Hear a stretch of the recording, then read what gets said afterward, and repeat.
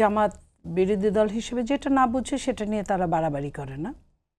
Like আপনার ইয়ার দিন, budget পেশের দিন, সেখানে তারা একদম নিশ্চুপ ছিল, পজিটিভও না নেগেটিভও না, তারা ডেপ করে শুনছিল।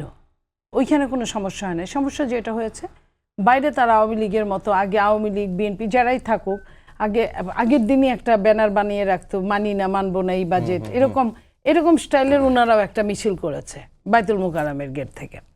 তো এইটা ছাড়া আমার কাছে মনে হয়েছে যে তারা শিখছে, কিন্তু তারা যেটা বলে তারা স্ট্রংলি বলে এবং তাদের মধ্যে একটা সনাতনী ভাব আছে যেটা নিয়ে তারা লড়তে চায়। পৃথিবী উচ্ছনে যাক, দেশে তেল না থাকুক, দেশে হামে মানুষ মারা যায়, একদম সব মানুষ মারা যাক, তাদের তাতে কিচ্ছু আসে যায় না।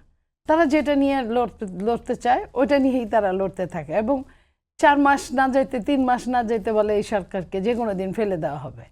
এগুলো হলো গতানুগতিক অগণতান্ত্রিক কথা। আমরা চাই গণতান্ত্রিক কথা হবে, গণতান্ত্রিকভাবে তারা, যেমন আপনি খেয়াল করেন সংসদে তারা পয়েন্ট অফ অর্ডারের দাঁড়ালেই কিন্তু তাদের টাইম দেওয়া হয়, কখনো সংসদের স্পিকার কিন্তু তাদেরকে নিরাশ করে না।